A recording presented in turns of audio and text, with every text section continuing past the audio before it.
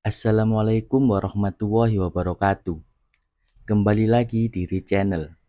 Kali ini Channel akan membahas prediksi soal dan jawaban penata layanan operasional pada tes P3K tahun 2024.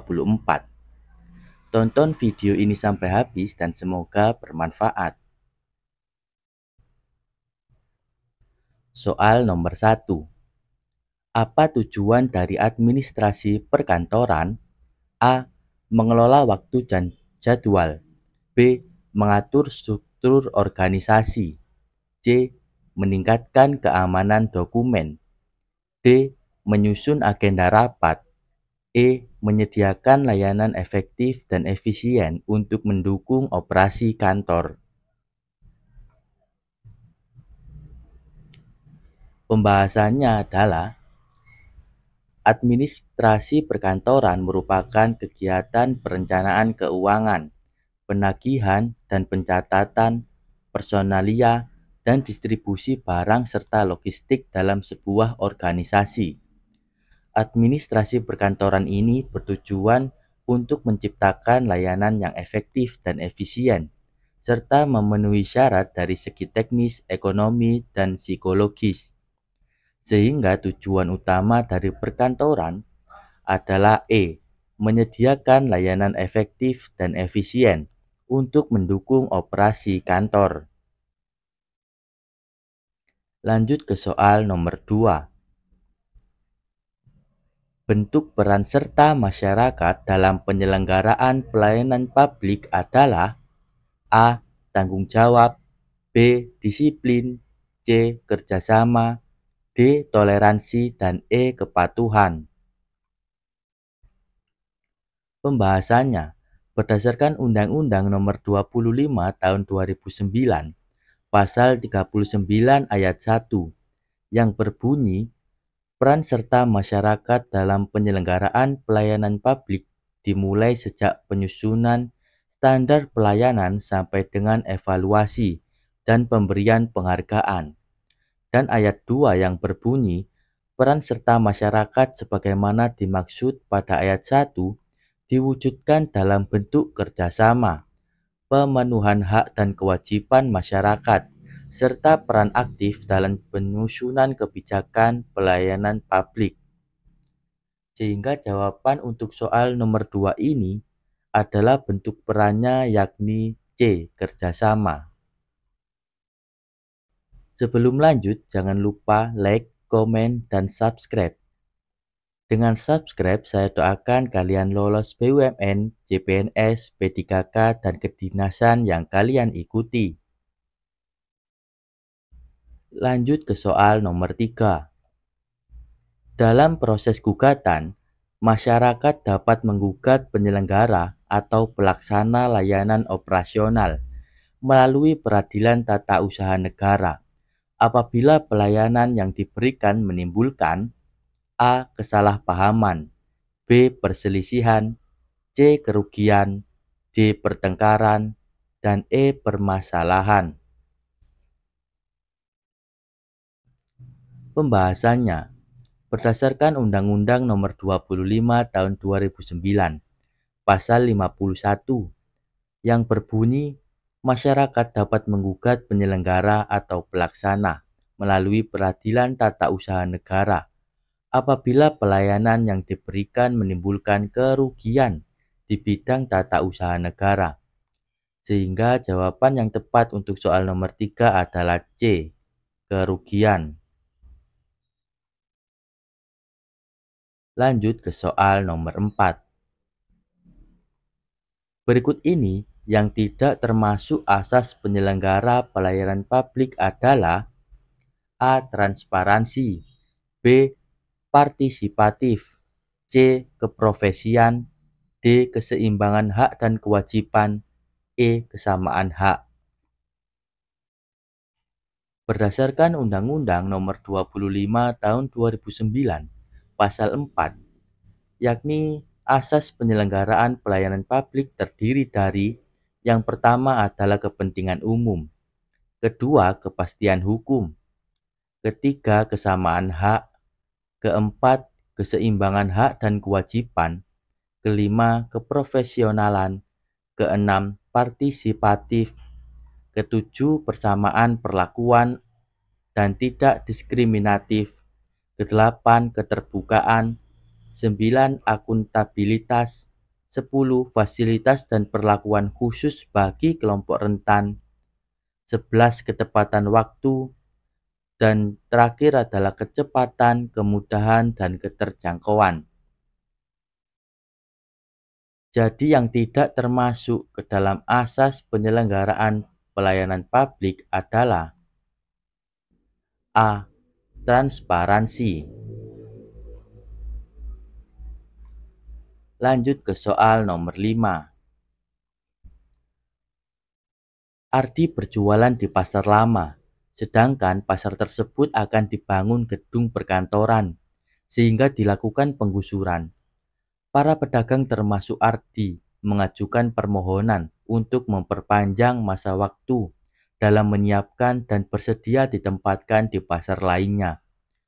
Permohonan yang dilakukan disebut sebagai A. Delegasi, B. Masa remisi, C. Atribusi, D. Banding, dan E. Dispensasi. Delegasi merupakan pengertian dari memberikan wewenang dan tanggung jawab kepada orang lain untuk mewakili suatu instansi dalam suatu kegiatan tertentu. Sedangkan masa remisi adalah pengurangan masa pidana yang diberikan kepada narapidana dengan syarat-syarat tertentu. Atribusi adalah pemberian wewenang pemerintah baru oleh pembuat undang-undang kepada pihak administrasi negara. Banding merupakan upaya hukum yang diambil apabila salah satu pihak tidak puas dengan isi putusan pengadilan. Sedangkan dispensasi adalah pengecualian dari aturan atau kebijakan karena adanya pertimbangan khusus. Dalam soal ini yang tepat adalah E. Dispensasi. Lanjut ke soal nomor 6. Prinsip transparansi dalam pelayanan publik mengharuskan instansi pemerintah untuk A. Memberikan seluruh informasi kepada publik, B. Menyembunyikan informasi, C. Meningkatkan birokrasi, D. Memberikan akses terbatas kepada masyarakat, E. Memberikan informasi yang jelas dan mudah diakses. Prinsip transparansi dalam pelayanan publik mengharuskan instansi pemerintah untuk memberikan informasi yang jelas, terbuka, dan mudah diakses oleh masyarakat. Hal ini penting untuk membangun kepercayaan dan akuntabilitas terhadap pelayanan publik. Jadi jawaban yang tepat untuk soal nomor 6 adalah E, yakni memberikan informasi yang jelas dan mudah diakses.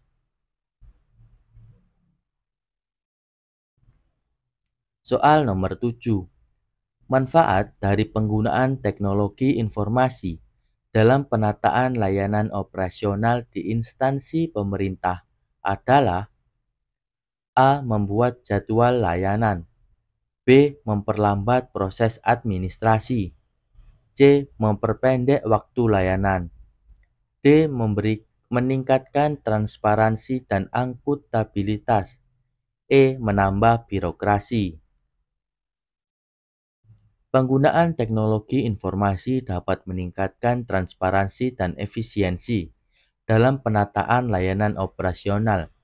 Hal ini dapat membantu instansi pemerintah dalam memberikan layanan yang lebih cepat dan akurat kepada masyarakat. Jadi jawaban yang tepat untuk soal nomor 7 ini adalah meningkatkan transparansi dan akuntabilitas.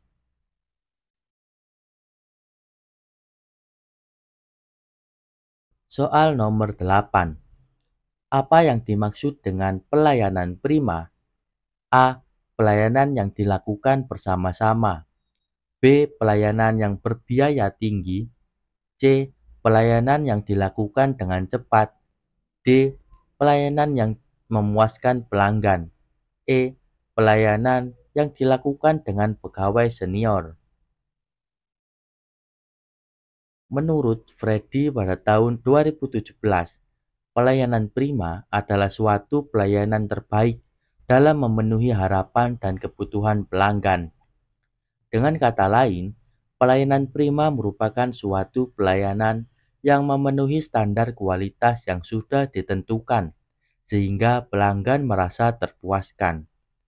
Jadi yang dimaksud dengan pelayanan prima adalah pelayanan yang memuaskan pelanggan. Soal nomor 9. Langkah yang tepat untuk mengurangi waktu tunggu dalam layanan operasional adalah: A. Menambah jumlah pegawai.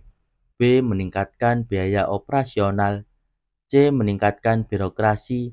D. Menyederhanakan prosedur. E. Menambah jumlah jam pelayanan.